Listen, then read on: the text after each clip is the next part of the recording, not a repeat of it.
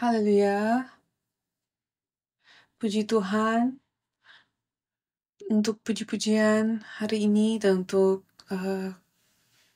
Kur. Apakah kalian hari ini merasa dikalahkan oleh dunia? Apakah Allah seperti tidak bersuara kepadamu? Atau apakah kalian di sini di tengah-tengah badai kalian mendengar suara Allah? Atau apakah kalian sedang di sini karena kalian sungguh-sungguh percaya bahwa janji Allah lebih besar daripada badai? Saya percaya meskipun kami dikalahkan, meskipun kami sedang bersusah payah, kami datang ke sini ke dalam rumah Tuhan pada waktu yang telah ditentukan ini untuk bertemu dengan Allah. Karena dialah yang memberikan kepada kita harapan. Karena dialah yang memberikan kepada kita firman. Dan dia berbicara melalui firman. Dan saya berdoa supaya firman yang akan disampaikan hari ini memberikan kepada kita harapan yang diperbarui dan akan memberikan kepada kita kemenangan pada akhirnya. Hari ini, melalui ayat bacaan yang telah kita baca, saya mau membagikan pelajaran kelima dalam pelajaran kitab Markus dengan judul Apa Standarnya. Yang akan kita lihat hari ini adalah tentang bagaimana Yesus melawan para petinggi agama, yaitu orang-orang Farisi, yang mau mengutuk Yesus dengan penafsiran mereka yang mau mengutuk Yesus dengan penafsiran mereka yang salah terhadap hukum Taurat. Mereka menghakimi Yesus dengan standar mereka sendiri. Pertama, mereka mengkritik Yesus dan murid-muridnya karena mereka tidak berpuasa seperti murid-murid Yohanes Pembaptis dan seperti orang-orang Farisi.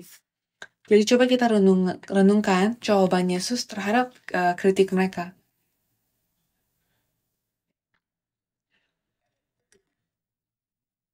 Yesus berkata, dapatkah sahabat-sahabat mempelai laki-laki berpuasa sedang mempelai itu bersama mereka? Selama mempelai itu bersama mereka, mereka tidak dapat puasa. Dan Yesus di sini sedang bilang ini adalah waktunya suatu pesta pernikahan. Tidak ada yang berpuasa pada pesta pernikahan kan, terutama mempelai. Dan dia sedang bertanya, apakah kalian telah menerima mempelai laki-lakimu? Dan kalian sedang bicara soal berpuasa ini karena kalian belum menerima mempelai laki-laki itu. Jadi dia sedang bertanya kepada mereka, apakah kalian mempelainya? Dan kedua, tidak seorang pun menambahkan secari kain yang belum susut pada baju yang tua, juga tidak seorang pun mengiskan anggur yang baru ke dalam kantong kulit yang tua. Yesus di sini sedang bertanya, apakah kalian setelah menerima anggur yang baru, yaitu firman yang baru, apakah kalian telah menjadi suatu cangkir yang bisa menampung firman yang baru? Apakah kalian telah menjadi seseorang yang baru yang bisa menerima firman yang baru? Dan ketika Yesus bertanya-tanya kepada orang Farisi, kiranya kita pun dapat menjawab pertanyaan-pertanyaan Yesus ini. Apa standarmu akan kekudusan, kesucian, kesalehan? Mereka bilang bahwa Yesus sedang berlaku salah karena dia tidak berpuasa sesuai tradisi mereka. Tapi Yesus sedang berkata bahwa kekudusan standarnya tidak sesuai dengan standarmu. Jadi coba saya tanyakan kepada kalian semua di sini, apa standar kalian untuk datang kepada Tuhan? Apakah hubungan kalian dengan Tuhan adalah hubungan yang baik? Atau apakah hubungannya sedang goyah atau rusak? Apa standarnya? Apakah tindakannya tampak dari sikap kalian? Jadi untuk memahami jawaban Yesus ini, Yesus berkata dua jawaban kan? Satu tentang mempelai, kalian tidak berpuasa, dan kedua tentang kain dan anggur baru itu. Apa yang sedang Yesus katakan di sini? Pertama, agar kita dapat memperoleh kekudusan, yang paling penting adalah pertama, mengenal dan mengikuti Tuhan Mesias. Kekudusan berawal dari mengenal siapa Tuhan. Dan Yesus berkata, apakah kalian mengenal saya? Apakah kalian mengenal Mesias? Anak yang putra yang Allah janjikan dari awal sekarang sudah tiba, dan mengenal firman seperti yang dikatakan dalam Yohanes 7:3, dikatakan bahwa hidup yang kekal adalah ini, yaitu mengenal Allah dan mengenal anak yang dikirimnya, yaitu Yesus Kristus. Jadi buat kita pun, kita tahu kita telah menjadi orang yang percaya selama bertahun-tahun, kan? Dan itu tidak penting. Bahkan untuk diriku sendiri sebagai seorang pendeta, kita perlu tanya kepada diri kita sendiri, apakah saya mengenal Tuhan? Apakah sungguh-sungguh mengenal Dia? Siapakah Allah bagiku? Dan kedua, Yesus berbicara soal mengetahui waktu-waktu rohani. Yesus berkata, ketika mempelai laki-laki datang, kalian tidak perlu berpuasa, tapi kalian harus berpesta bersamanya. Apakah kita mengenal waktu-waktu? Apakah kita tahu waktu-waktu rohaninya, jam-jamnya? Apa yang harus kita lakukan sekarang? Karena dikatakan sini ketika dia pergi, maka kita harus berpuasa untuk kita harus berpuasa dengan hati yang mencari Dia, supaya dia dapat membawa kita pulang. Dan ketiga, ketika seseorang mencoba memahami dan menerapkan firman Tuhan menurut tradisi dan formalitas manusia, akan selalu ada kesalahpahaman. Kita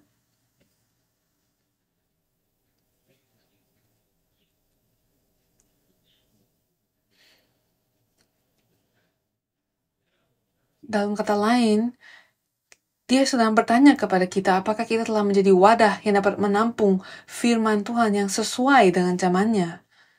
Apakah kita sedang mengaplikasikan firman dengan benar? Ketika kita sedang coba untuk mengaplikasikan firman Tuhan sesuai dengan pemahaman kita sendiri, maka dapat terjadi kesalahpahaman akan intensi Allah yang sejati. Dan keempat, kekudusan atau kesalehan datang ketika saya mengandung firman di dalam diri saya dan berikan usaha saya untuk hidup sesuai dengan firman, agar firman digenapi di dalam dan melalui saya. Kekudusan bukan soal tindakan, bukan soal apa yang kita tunjukkan kepada orang lain, tapi kekudusan berawal dari mengenal firman Tuhan, atau berawal dari mengenal siapa Tuhan itu, dan menampung firman itu di dalam diri saya supaya firman itu dapat digenapi melalui kehidupan saya. Tapi orang-orang Farisi pada waktu itu, pada masa Yesus, mereka berpikir bahwa kebenaran atau kekudusan adalah dapat diperoleh dengan mengikuti hukum Taurat sesuai dengan cara atau peraturan mereka.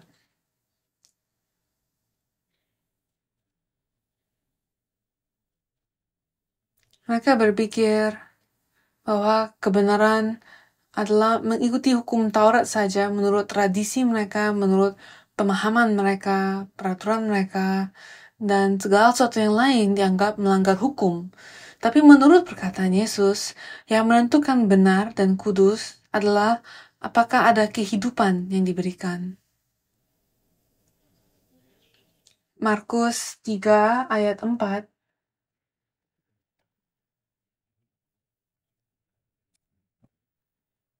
dikatakan, manakah yang diperbuatkan pada hari Sabat, berbuat baik atau berbuat jahat, menyelamatkan nyawa orang atau membunuh orang? Tapi mereka itu diam saja. Jadi, apakah gereja kita, apakah pelayanan kita, apakah pekerjaan saya sebagai seorang pendeta, apakah saya sedang mengikuti tradisi dan formalitas? Atau apakah kami sedang sungguh-sungguh melakukan pekerjaan yang memberikan kehidupan? Apakah ketika kalian melakukan pekerjaan Tuhan, kalian datang ke gereja, kalian para pemimpin, apa yang kalian lakukan setiap minggu? Sangat mudah untuk kita jatuh ke dalam praktik religius daripada iman yang memberikan kehidupan, karena ini soal tugas kan terkadang. Dan belajar bagaimana dapat berkhotbah, belajar bagaimana dapat menyampaikan firman setiap minggu, itu dapat menjadi suatu kebiasaan. Itu dapat menjadi suatu formalitas, itu seperti suatu roda yang berputar saja. Sama dengan setiap orang yang hadir di gereja. Apakah ada alasan untuk datang ke gereja? Untuk membeli suatu tiket ke surga? Terkadang ketika kita tidak hati-hati, kita dapat menjadikan agama kita sebagai sekedar formalitas religius daripada iman yang sungguh-sungguh mencari dan memberi kehidupan. Apa alasan untuk kekristenanku? Apakah itu hanya formalitas saja? Cobalah kita renungkan orang-orang Farisi. Orang-orang Farisi asal-usulnya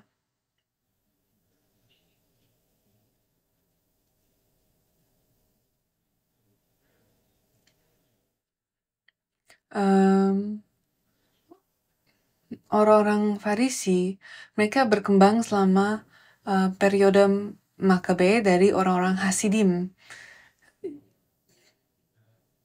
Mereka sadar bahwa mereka diangkut ke Babilonia karena mereka tidak taat kepada firman Tuhan.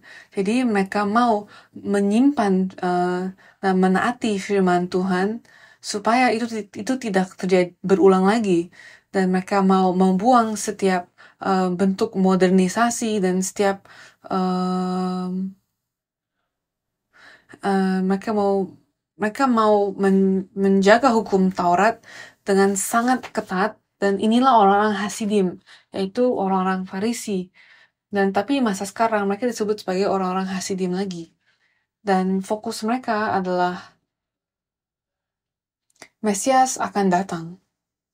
Jadi mereka akan menungguinya, dan fokus lainnya adalah mereka harus menaati hukum Taurat sesuai dengan tradisi lisan. Dan salah satu tradisi lisan yang kita ketahui adalah Talmud. Talmud adalah suatu koleksi ajaran para rabi akan firman Tuhan.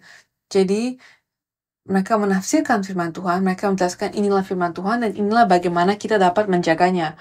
Dan saya diberitahu oleh seorang rabi dulu waktu bahwa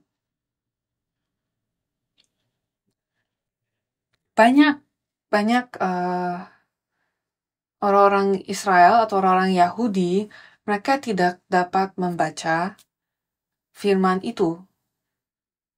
Mereka dalam kehidupan mereka tidak begitu dapat membaca firman Tuhan, karena sebelum mereka memiliki firman itu, mereka memiliki interpretasi para rabi akan firman Tuhan, sehingga mereka harus membaca interpretasi ini dulu, dan untuk dapat memahami interpretasi ini, mereka dapat membaca satu buku lain, baru mereka dapat membaca firman Tuhan itu sendiri. Tapi orang-orang Hasidim, mereka mengikuti tradisi lisan di mana rabi-rabi yang berbeda memberikan interpretasi yang berbeda akan firman Tuhan, sehingga mereka tidak tahu sungguh-sungguh apa yang dikatakan firman Tuhan, apa yang dikatakan Tuhan melalui firman-Nya, tetapi mereka hanya tahu apa yang dikatakan firman melalui interpretasi orang-orang rabi.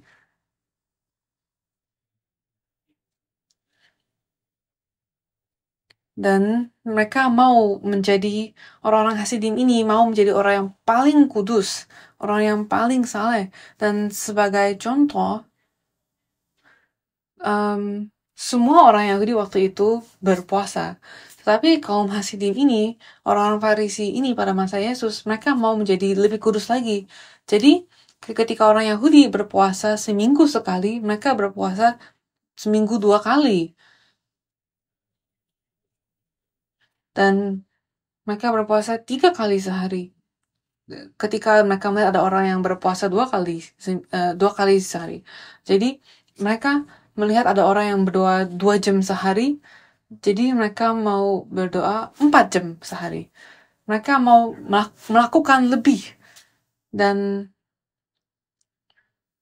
di antara mereka mungkin ada yang tulus, tetapi banyak di antara mereka hatinya telah rusak. Dan Yesus pun menyebutkan bahwa ada orang-orang Farisi yang berdoa di tengah jalan supaya orang-orang dapat melihat mereka dan mereka mau diakui oleh manusia daripada oleh Allah bahwa mereka itu kudus, mereka itu saleh.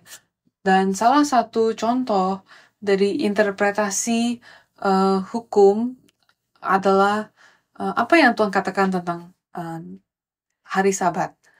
Tuhan berkata bahwa pada hari Sabat tidak ada yang boleh bekerja, kan?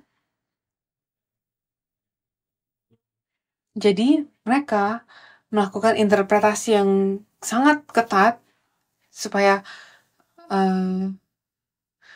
hari Sabat dapat terjaga. Mereka percaya bahwa mereka tidak boleh mengambil beberapa langkah pada hari Sabat. Mereka tidak, contohnya 200 langkah, itu sudah maksimum. Satu langkah lebih dari 200 sudah dianggap bekerja. Misalnya suatu tembok runtuh dan ada orang-orang di bawah tembok itu. Apa yang akan kalian lakukan pada hari Sabat? Apakah kalian akan menyelamatkan orang itu?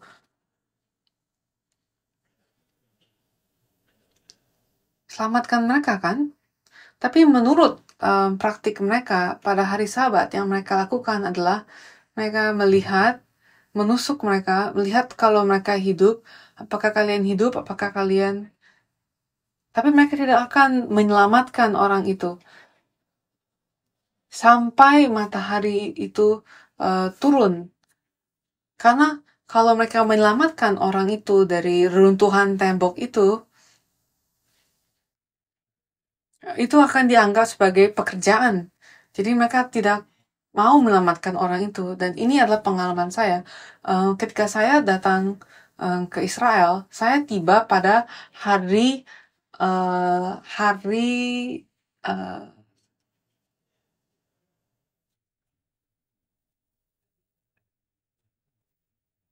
saya datang pada hari Sabtu sore. Dan saya tidak dapat check-in ke hotel saya karena itu adalah hari Sabat dan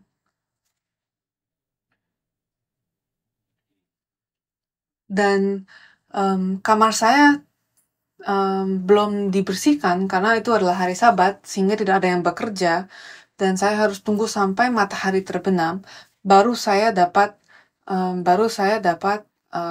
check-in. Dan di situ ada lift Sabat yang hanya bekerja pada hari Sabat dan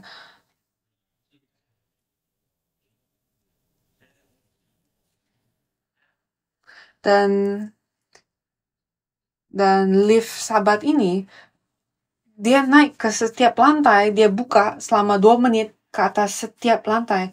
Dan saya mau naik ke lantai 4 butuh 8 menit. Karena pintunya, kalau saya menyentuh, jadi lift Sabat ini tidak boleh disentuh. Karena kalau disentuh tombolnya, itu dianggap sebagai pekerjaan. Dan lift itu tidak boleh dibuka atau ditutup pintunya, maka dia buka selama 2 menit secara otomatis. Karena kalau disentuh tombolnya itu dianggap pekerjaan. Dan inilah yang terjadi ketika manusia menginterpretasikan firman Allah menurut pemahaman mereka sendiri. Dan kita dapat menemukan di kehidupan kita sendiri bagian-bagian di mana kita salah menginterpretasikan firman Tuhan dan salah mengaplikasikannya dan salah mengajarkannya. Dan ketika Yesus datang dan cobalah kita baca Markus 2 ayat 23 sampai 28. Pada hari itu Yesus sedang melakukan sesuatu kan pada hari Sabat. Apa yang dia lakukan? Coba kita baca. Pada suatu kali pada hari Sabat, Yesus berjalan di ladang gandum dan sementara berjalan, murid-muridnya memetik bulir gandum. Maka kata orang-orang Farisi kepadanya, dan supaya kita dapat memahami konteksnya, pada masa itu ujung-ujung dari ladang gandum itu tidak dipetik. Itu diberikan kepada orang miskin supaya jadi itu sistem keadilan mereka. Jadi ujung-ujung ladang tidak dipetik supaya siapa aja yang memerlukannya dapat memetiknya. Dan itulah yang dilakukan murid-murid Yesus. Tapi mereka melakukan ini pada hari Sabat. Dan maka kata orang-orang Farisi kepadanya, "Lihat, mengapa mereka berbuat sesuatu yang tidak diperbolehkan pada hari Sabat?" Jawabnya kepada mereka, "Belum pernahkah kamu baca apa yang dilakukan Daud ketika ia dan mereka yang mengikutinya kekurangan dan kelaparan, bagaimana ia masuk ke dalam rumah Allah waktu Abiatar menjabat sebagai imam besar lalu makan roti sajian itu yang tidak boleh dimakan kecuali oleh imam dan memberinya juga kepada pengikut-pengikutnya. Lalu kata Yesus kepada mereka, hari Sabat diadakan untuk manusia dan bukan manusia untuk hari Sabat. Dan ini adalah suatu pernyataan yang radikal. Dan ini adalah suatu deklarasi yang sangat besar. Tetapi untuk kuping-kuping para Farisi ini adalah suatu penghujatan yang luar biasa. Dan lanjut Yesus berkata, jadi anak manusia adalah juga Tuhan atas hari Sabat. Dan poin utamanya dari pernyataan ini adalah soal kehidupan. Untuk menjaga kehidupan, untuk memberikan kehidupan. Markus 3 ayat 1-6 dikatakan, kemudian Yesus masuk lagi ke rumah ibadat, di situ ada seorang yang mati sebelah tangannya. Mereka mengamati Yesus kalau ia menyembuhkan orang itu pada hari Sabat supaya mereka dapat mempersalahkan dia. Kata Yesus kepada orang yang mati sebelah tangannya itu, "Mari, berdirilah ke tengah." Kemudian katanya kepada mereka, "Manakah yang diperbuat pada hari Sabat? Berbuat baik atau berbuat jahat? Menyelamatkan nyawa orang atau membunuh orang?" Tetapi mereka itu diam saja. Ia berduka cita karena kedegilan mereka dan dengan marah ia memandang sekelilingnya kepada mereka. Lalu berkata kepada orang itu, "Ulurkanlah tanganmu." Dan ia mengulurkannya, maka sembuhlah tangannya itu. Lalu keluarlah orang-orang Farisi dan segera bersekongkol dengan orang Herodian untuk membunuh dia.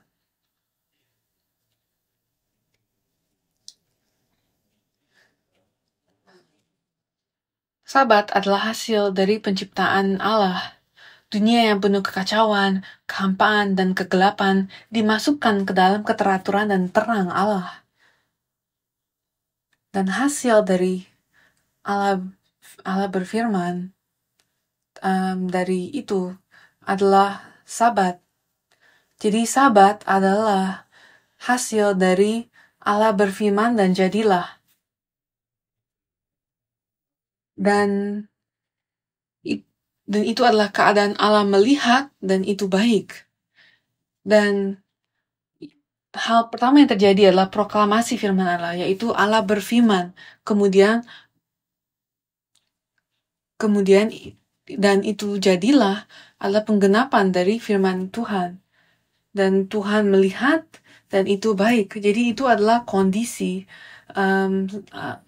hari Sabat. Jadi yang paling penting dari hari Sabat adalah bahwa Tuhan melihat dan itu baik. Coba saya katakan, apakah kalian sekarang ada di dalam Sabat? Apakah kalian ada di dalam posisi Sabat hari ini?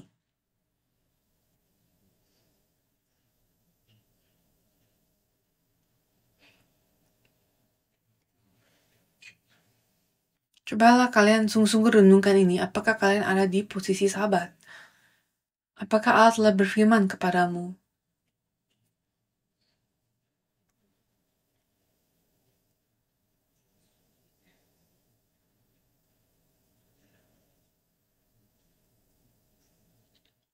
Apakah kita sekarang ada di dalam kondisi di mana Tuhan melihat kita dan menyatakan itu baik? Standar Tuhan akan sahabat ada 3 penggenapan, 3 penyelesaian, 3 penyempurnaan. Ada tiga penyelesaian pekerjaan Allah di dalam Alkitab. Penyelesaian pertama adalah penyelesaian penciptaan langit dan bumi, yaitu yang kita lihat di kitab Kejadian. Tuhan menyelesaikan ciptaannya dan dia berikan hari Sabat. Ini adalah penyelesaian dari dunia fisik. Dan penyelesaian kedua adalah penyelesaian keselamatan oleh Yesus di atas kayu salib, Yohanes 19 ayat 30. Sesudah Yesus meminum anggur asam itu, berkatalah ia, sudah selesai. Jadi ia mendeklarasikan bahwa pekerjaan penyelamatannya selesai. Itu adalah keselamatan atas jiwa kita, dan itu adalah penyelesaian dari pekerjaan keselamatan. Dan penyelesaian ketiga adalah penyelesaian sejarah penebusan, penggenapan dari langit dan bumi yang baru. Wahyu 21 ayat 6. Firman-Nya lagi kepadaku, semuanya telah terjadi. Aku adalah Alfa dan Omega, yang awal dan yang akhir. Pekerjaan Tuhan selesai 3 kali. Dunia fisik, keselamatan atas jiwa-jiwa, dan penyelesaian dari restorasi. Dan setiap kali dia memberikan kepada kita sabat. Dan setiap kali dia melakukan penyelesaian, dia memberikan sabat. Dan setiap kali firman Allah diberitakan kepada manusia yang jatuh, dan firman itu digenapi, dan Tuhan melihat itu baik. Ini adalah standar dari sabat. Dan ini adalah kondisi yang kita perlukan untuk memperoleh sabat. Cobalah kita lihat sabat Farisi. Itu hanya soal secara fisik tidak bekerja. Tapi iman seperti apa yang sedang kita simpan hari ini? Bagaimanakah kita sedang mengaplikasikan firman Tuhan hari ini? Apakah hanya rupanya? Apakah kita hanya mentaatinya secara fisik? Apakah itu lebih penting dari kehidupan? Apakah kita menemukan kehidupan pada hari Sabat? Apakah kita membawa sabat kepada orang-orang? Apakah kita mengajak orang-orang untuk memasuki sabat yang damai ini, di mana kebaikan Allah dapat ditemukan? Apakah bentuknya penting dalam kekristenan? Apakah rupa itu penting dalam kekristenan? Saya percaya bahwa kalian percaya bahwa bentuknya penting, maka kalian ada di sini pada hari Tuhan ini, di gereja, memuji Tuhan, menyembah Tuhan. Tapi apa yang akan terjadi pada air di dalam cangkir ini ketika cangkir ini hilang? Kalau saya menjatuhkan cangkir ini dan pecah, apa yang akan terjadi kepada airnya?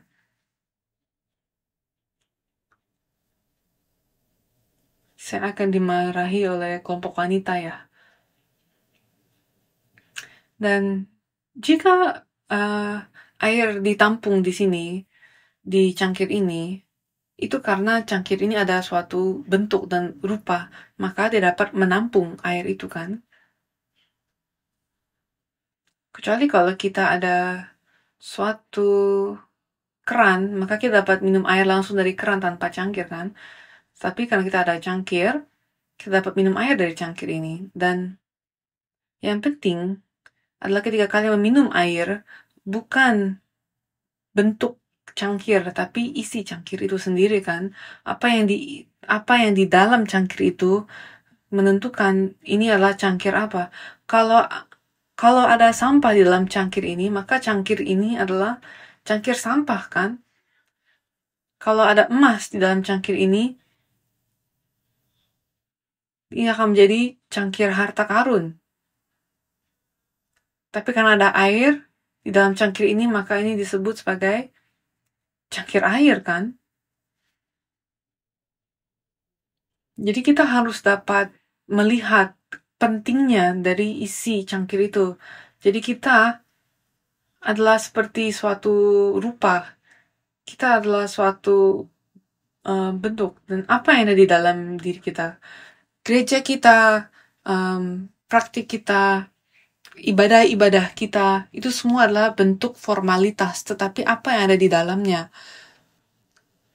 Kita tidak dapat memilih apa yang dapat kita minum berdasarkan cangkirnya kan, tapi kita memilih minuman kita, lalu mengisinya ke dalam sebuah cangkir kan. Jadi ini adalah pertanyaan yang saya tanyakan kepada diri saya, kepada gereja ini. Kita ada bentuk, kita ada lokasi, kita ada ibadah, tetapi apakah ini semua hanya formalitas? Kita ada pelayan, kita ada anggota, tapi apakah kalian hanya di sini untuk mengisi tugas kalian? Atau apakah ada sesuatu yang kalian cari, ada suatu isi yang kalian cari? 2 Timotius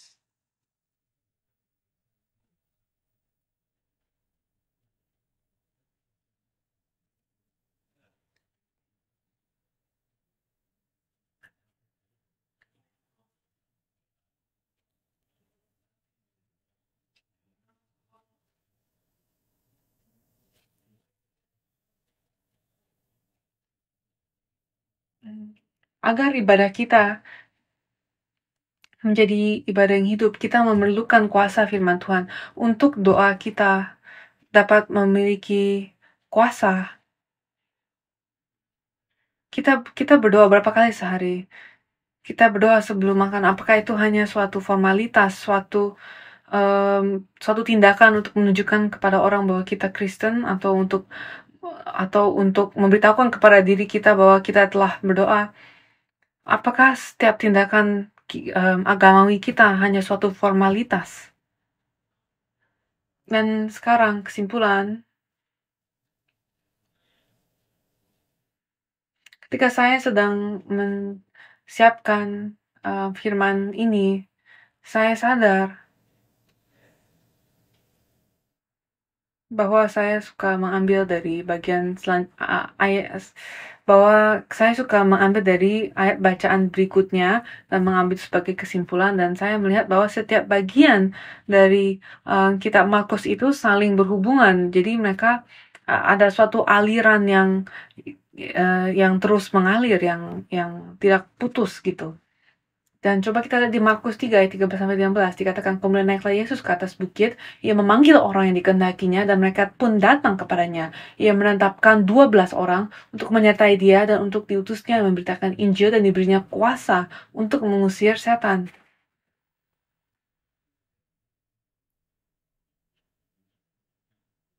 Yesus naik ke atas gunung lagi. Ini adalah kedua kalinya di dalam kitab Markus di mana dia menaiki suatu gunung. Yesus terus naik ke atas gunung. Dan setiap kali dia naik ke gunung ada suatu pekerjaan yang baru yang dimulainya. Ini sama seperti ketika Musa yang terus mendaki gunung Sinai. Coba bayangkan, kalian menjadi bangsa Israel pada waktu itu. Kalian keluar dari Mesir, dan itu sangat sulit, sangat sulit. Dan sekarang kalian harus masuk ke Kanaan, tetapi Musa memimpin kalian ke selatan Gunung Sinai. Nah, ketika kalian tiba di Sinai, ia mendaki gunung itu sendiri, dan aneh kan? Dan dia turun pada hari yang sama, dan hari berikutnya dia naik lagi ke gunung itu. Dan dia mengulangi proses ini selama 8 kali. Dan beberapa kali dia tinggal di atas gunung itu selama 40 hari, dan pasti bangsa Israel berpikir, apa yang sedang dilakukan? Kenapa dia naik turun, dan setiap kali dia turun, Dia turun membawa firman Tuhan yang baru, instruksi Tuhan yang baru, dan pekerjaan baru dimulai. Dan kita lihat bahwa perjanjian lama adalah seperti kisah gunung ke gunung. Taman Eden dianggap sebagai suatu gunung, yaitu Gunung Ararat kan, yang adalah juga puncak dari kisah Nuh.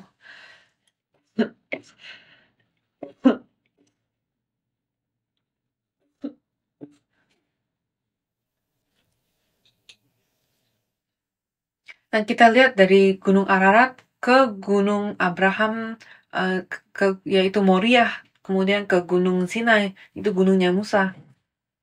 Dan Yesus pun dia menyampaikan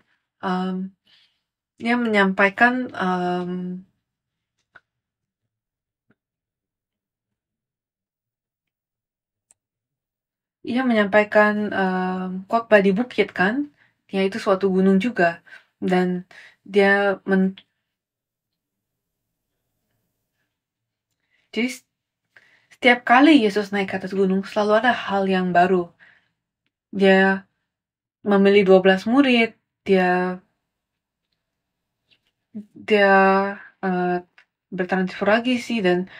bertransfigurasi, dan kita lihat dia pun berdoa di atas gunung Getsemani untuk mempersiapkan pekerjaan terakhirnya kan, sebelum dia disalibkan. Dan kita melihat ada suatu pekerjaan baru yang dimulai ketika dia naik ke atas gunung. Dan kitab Markus memberitakan kepada kita ada 2 alasan mengapa dia memilih 12 murid. Pertama, supaya mereka dapat bersama-sama dengan dia. Dan kedua, untuk mereka pergi dan berkhotbah dengan kuasa yang dapat mengusir setan. Nah, apakah kita adalah murid-murid Yesus? Apakah kita telah menjadi murid Yesus?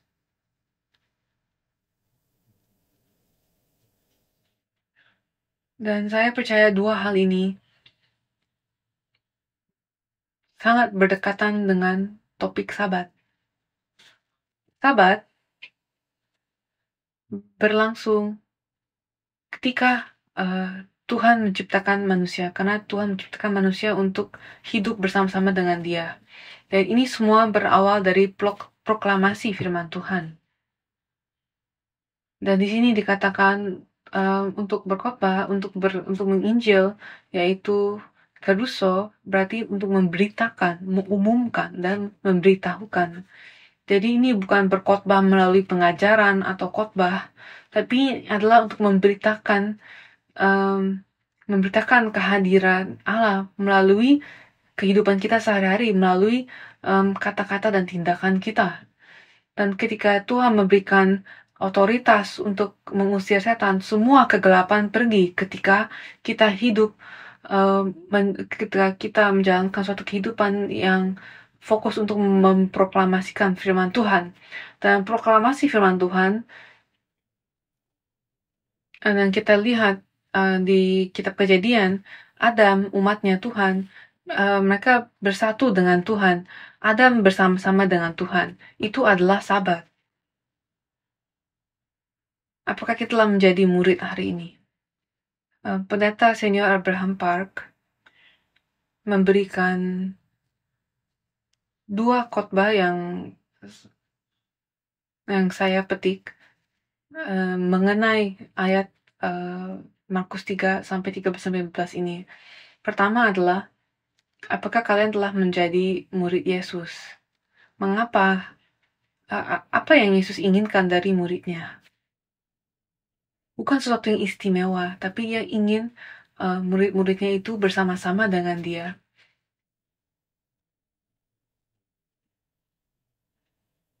Dan kedua, ketika Yesus di atas salib, apakah ada muridnya yang bersama-sama dengan dia sampai akhir? Tujuan Yesus memilih 12 murid adalah supaya mereka dapat tetap bersama-sama dengan Dia. Tujuan Allah mengirim Yesus ke bumi ini adalah supaya dapat menjadi Immanuel, supaya Ia dapat bersama-sama dengan kita. Tujuan Allah memberikan kemah suci kepada umatnya, karena supaya Dia dapat berjumpa dengan umatnya, bertemu dengan mereka. Apakah kita bersama-sama dengan Dia?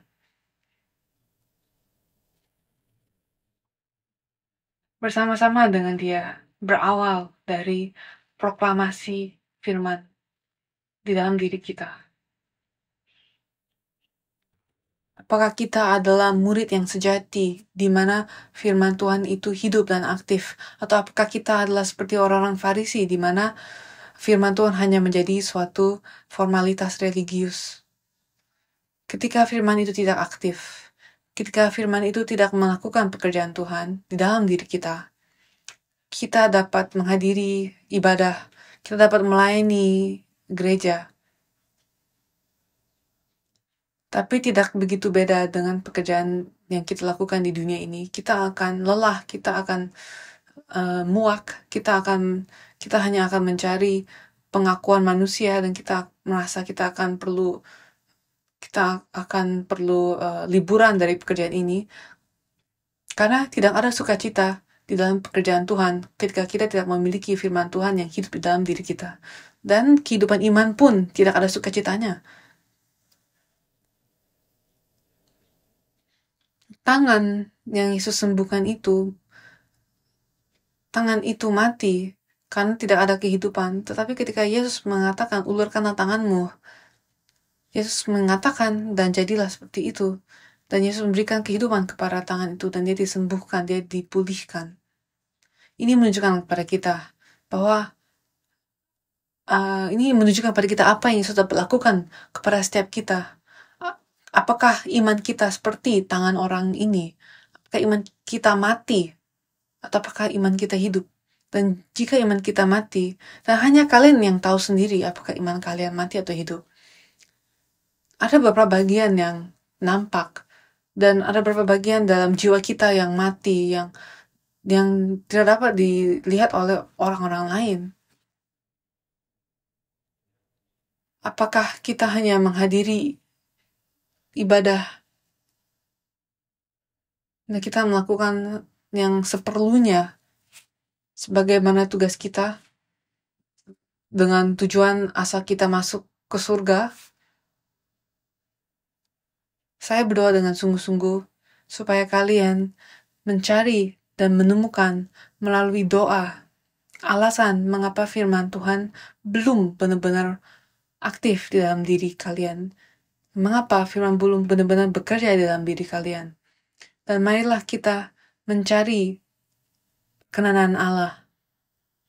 Marilah kita tanya kepada Tuhan, minta kepada Tuhan, mengapa saya sedang mati? Mengapa iman saya sangat mati? Mengapa saya hanya mengikuti formalitas? Bantulah saya untuk dapat mengalami kuasa firman-Mu. Kiranya firman-Mu hidup di dalam kehidupanku. Dan inilah yang saya ingin kita doakan ketika kita berkumpul pada hari Rabu yang akan datang. Firman harus diproklamasikan di dalam diri kita sendiri dahulu. Marilah kita menginjili diri kita sendiri terlebih dahulu. Kiranya firman memasuki diri kita, dan kiranya kita dapat menjadi murid-murid Yesus. Kiranya gereja Sion menjadi murid Yesus yang tidak pernah akan meninggalkan Dia. Mari kita berdoa. Allah Bapa, kami mengucap syukur kepadamu untuk kasih karunia-Mu. Kami mengucap syukur untuk firman yang Kau berikan kepada kami melalui Injil Markus. Bapa, Markus, dan pengaruhnya yaitu Petrus, mereka lah yang telah mengalami meninggalkan Engkau itu. Dan sekarang kami mau menjadi murid yang tetap bersama-sama denganmu. Bapak, kami pun mengalami masa yang mirip dengan mereka. Seringkali kami pun ingin meninggalkan ini semua dan pergi saja Bapa. Tapi kami berdoa Bapa, kami minta ampun Bapa.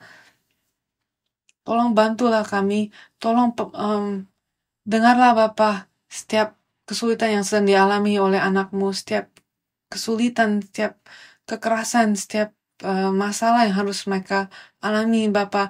Izinkanlah mereka mengalami kuasa firman-Mu, kuasa doa, supaya di tengah badai sekalipun mereka dapat menemukan harapan yang ada di dalam Engkau. Supaya kami, Bapa, kami semua dapat mengalami kuasa firman-Mu dan menemukan sukacita dalam melakukan pekerjaan-Mu, menemukan sukacita dalam berjalan bersama-Mu. Bapa, kami berdoa supaya Engkau memberikan kepada kami kuasa. Karena kami tidak dapat berjalan sendiri, Bapa. Engkau telah datang ke bumi ini untuk berjalan bersama-sama kami. Dan jika kami berdoa, Bapa, supaya Engkau tidak meninggalkan kami. Bantu kami, Bapa, supaya kami tidak meninggalkan Engkau. Dan bicarakanlah firman-Mu kepada kami. Ulurkanlah tangan-Mu kepada kami. Dan kiranya kami membuka hati kami, supaya kami dapat menerima firman-Mu. Dan kiranya jadilah sesuai dengan apa yang Engkau katakan. Sesuai dengan apa yang Engkau katakan, Bapak. Dan kiranya gereja Sion dan setiap anggota gereja Sion dapat memasuki kondisi di mana Engkau melihat dan itu baik. Terima kasih Bapa, kami berdoa dalam nama Tuhan Yesus. Amin.